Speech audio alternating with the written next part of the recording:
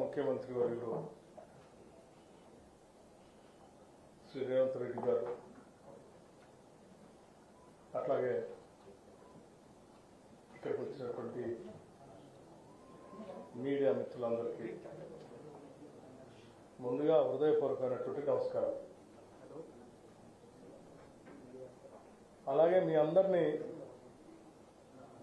తెలంగాణలో కాంగ్రెస్ పార్టీ ప్రభుత్వాన్ని ఏర్పాటు చేసిన తర్వాత మొట్టమొదటిసారిగా రాష్ట్ర ముఖ్యమంత్రి శ్రీ రేవంత్ రెడ్డి గారు నేను కలిసి మీ అందరినీ కలవటం మాట్లాడటం కూడా చాలా సంతోషంగా ఉంది. అలాగే మీ అందరికీ తెలిసిందే, తెలంగాణ రాష్ట్రంలో కాంగ్రెస్ పార్టీ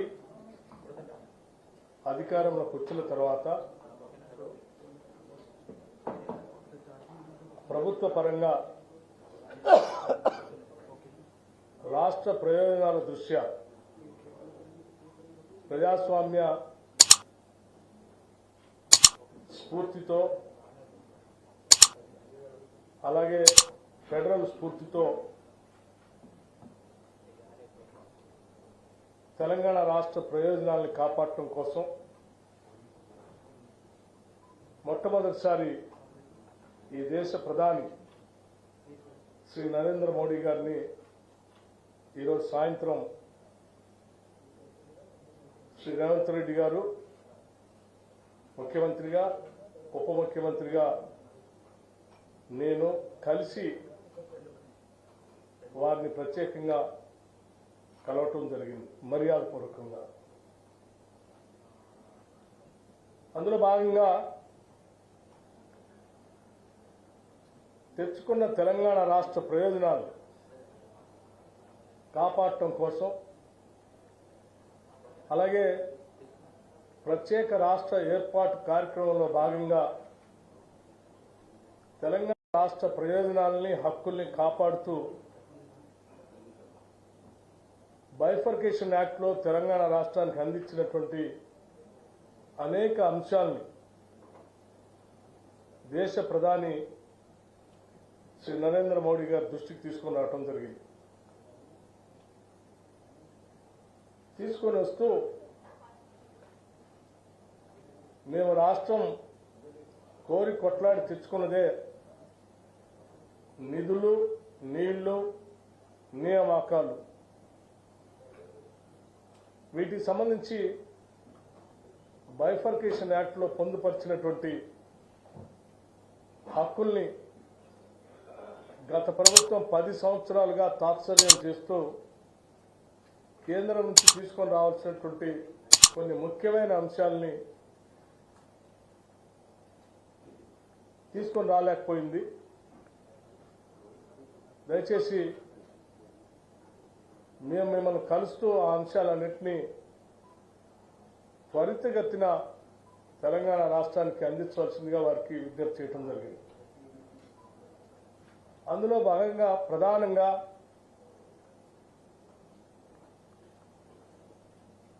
స్టీల్ ప్లాంట్ బయ్యారంలో ఉక్కు కర్మాగారానికి సంబంధించినటువంటి స్టీల్ ప్లాంట్ని, అట్లాగే కాజీపేటలో రైల్వే కోచ్ ఫ్యాక్టరీ, అలాగే గత ప్రభుత్వంలో అంది ఇచ్చినటువంటి ఐటీఐఆర్కి సంబంధించినటువంటి ప్రాజెక్ట్ని వాటిని వెంటనే అందించడమే కాకుండా ఏ నీళ్ల కోసం అయితే మేము పోరాటం చేశామో ఆ నీళ్లను తెలంగాణ రాష్ట్ర ప్రజలకు అందించడం కోసం ఒక జాతీయ ప్రాజెక్టుగా పాలమూరు రంగారెడ్డిని కూడా ఆనాటి బైఫర్కేషన్ యాక్ట్లో తెలంగాణ రాష్ట్రానికి ఒక జాతీయ ప్రాజెక్టు ఇస్తా అని చెప్పారు. దాంట్లో భాగంగా ఈ పాలమూరు రంగారెడ్డిని పరిగణలో తీసుకొని శాంక్షన్ చేయవలసిందిగా కోరుతూ, అలాగే ఒక ఐఐఎంని హైదరాబాద్ శాంక్షన్ చేయవలసిందిగా, ఒక సైనిక్ స్కూల్ని తెలంగాణ రాష్ట్రానికి ఇవ్వవలసిందిగా, అట్లాగే నేషనల్ హైవే అథారిటీస్ సంబంధించి ఒక 14 ప్రపోజల్స్ అప్గ్రేడేషన్ కోసం మీ దగ్గర ఉన్నాయి. వాటిని పరిగణలో తీసుకొని వెంటనే శాంక్షన్ చేయవలసిందిగా, అలాగే రీఆర్గనైజేషన్ యాక్ట్ ప్రకారం బ్యాక్వర్డ్ ఏరియాస్కి సంబంధించినటువంటి డెవలప్మెంట్కి సంబంధించిన ఫండ్స్ గత కొన్ని సంవత్సరాలుగా పెండింగ్ ఉన్నాయి. ఇక్కడ నుంచి ఆ గ్రాంట్స్ కూడా వెంటనే రిలీజ్ చేపించి సంబంధిత ఆర్థిక శాఖ మంత్రి గారితో మీరు ఆదేశాలు ఇవ్వాల్సిందిగా కూడా వారిని విజ్ఞప్తి చేయడం జరిగింది. అందులో భాగంగానే 2019, 20, 2021, 22, 2022, 23, 2023, 24 సంబంధించి దాదాపు ఒక 1800 కోట్లు దాని పెండింగ్ ఉన్నాయి. వాటిని కూడా రిలీజ్ చేయమని అడిగాం. ఎందుకు ఈ విషయాలన్నీ వారి దృష్టి తీసుకొచ్చామనంటే, తెలంగాణ ప్రజల యొక్క భవిష్యత్తును దృష్టిలో పెట్టుకొని ఒక అద్భుతమైనటువంటి తెలంగాణ నిర్మించుకోవటం కోసం ప్రత్యేక రాష్ట్రం తెచ్చుకుని ఉంటే 10 సంవత్సరాలు పాలించినటువంటి బీఆర్ఎస్ ప్రభుత్వం వారి ఆర్థిక అరాచకత్వంతో ఆర్థిక వ్యవస్థలన్నింటినీ కూడా చిన్నాభిన్నం చేయటమే కాకుండా మించిన అప్పులు తెచ్చి రాష్ట్రం పైన పెనుభారం వేశారు. ఈ ఆర్థిక పరిస్థితి నుంచి బయటపడుతూ రాష్ట్ర ప్రయోజనాలను కాపాడుతూనే భవిష్యత్ తరాలకి మేము అందించడానికి కావాల్సినటువంటి ఆర్థిక పరమైన సహాయ సహకారాలను కూడా కేంద్ర ప్రభుత్వం నుంచి ఇదోచకంగా అందించాలని కోరుతూ పెండింగ్ ఉన్న వాటిని రిలీజ్ చేయడమే కాకుండా ఇంకా అదనంగా కూడా సాధ్యమైనంత వరకు ఈ తెలంగాణ రాష్ట్రానికి అందించి ఇవ్వవలసిందిగా వారికి విజ్ఞప్తి చేయడం జరిగింది. అలాగే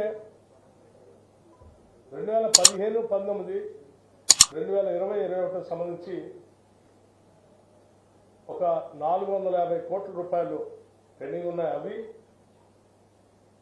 ఇంకొక 2250 కోట్ల రూపాయలు గవర్నమెంట్ ఆఫ్ ఇండియా నుంచి రావాల్సి ఉన్నాయి. ఈ గ్రాంట్స్ సంబంధించి వాటిని కూడా వెంటనే సాధ్యమైనంత మేరకు తెలంగాణ రాష్ట్ర ప్రభుత్వానికి రిలీజ్ చేయవలసిందిగా వారిని కోరటమే కాకుండా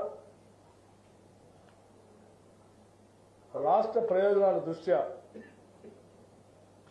కేంద్ర ప్రభుత్వం నుంచి రావాల్సిన ఇతోచిక సహాయ సహకారాలు రాష్ట్ర అభివృద్ధి కోసం, ఆర్థికంగా నిలదొక్కుకోవటం కోసం, ఇరిగేషన్ ప్రాజెక్టులు పూర్తి చేసుకోవటం కోసం, విద్యా వైద్య రంగాలను బలోపేతం చేసుకోవటం కోసం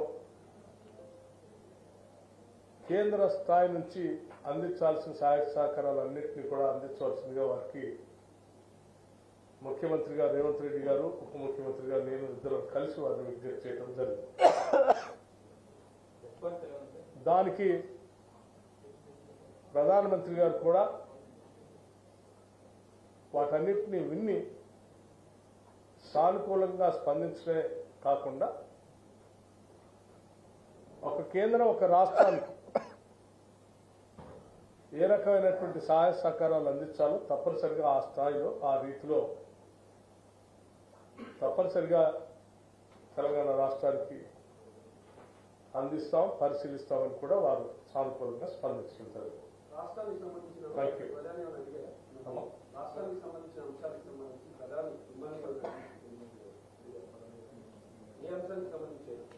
సో నేను చెప్పినటువంటి అంశాలకు సంబంధించి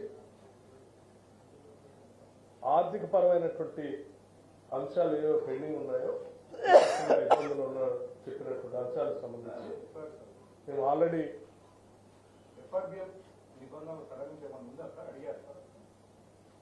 నిబంధనలు సడలించమని కానీ లేకపోతే ఇతరత్ర ఏ రకమైనటువంటి పర్మిషన్స్ గురించి కానీ మేము అడగలేదు. మేము చెప్పిందల్లా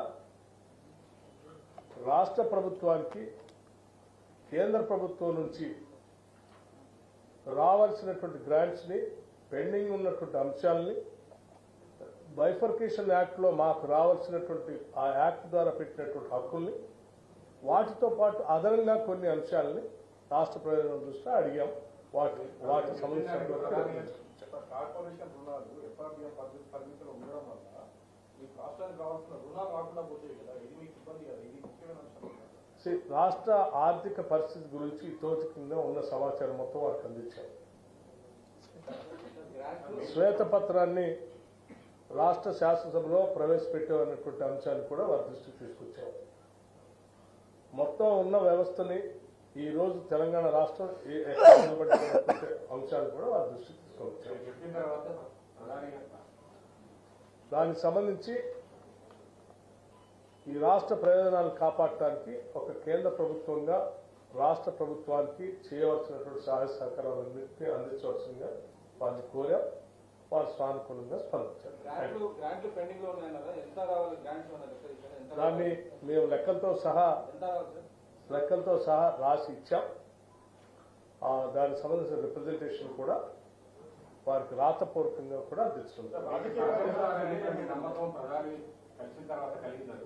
తెలంగాణ ప్రభుత్వానికి రాబోయే రోజుల్లో సహకరిస్తారనేటువంటి ప్రధాని సహకరిస్తారనేటువంటి నమ్మకం మీ భేటీ ఒక రాష్ట్రానికి కేంద్ర ప్రభుత్వం ఏ రీతిలో సహాయ సహకారాలు అందించాలో ఆ రాష్ట్ర పురోగతికి మీరు అడిగినటువంటి అంశాలు తప్పనిసరిగా సానుకూలంగా పరిశీలించి స్పందిస్తానని ప్రధానమంత్రిగా చెప్పారు.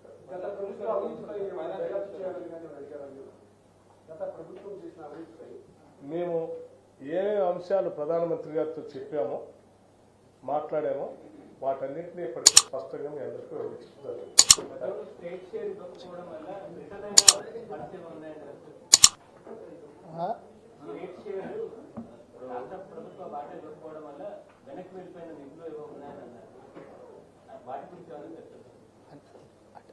అన్ని రకాల నిధుల మీదనే చర్చ చేసినాం. వాటికి సంబంధించి రిప్రజెంటేషన్ ఇచ్చినాం.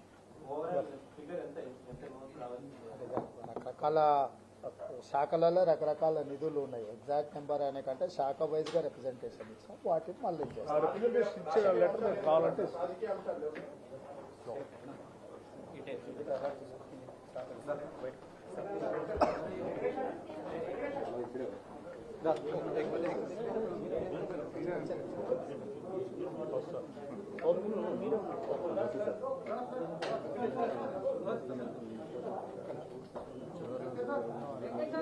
ఢిల్లీ ఉండాలని అందరూ చేస్తారని జవహర్లాల్ నెహ్రూ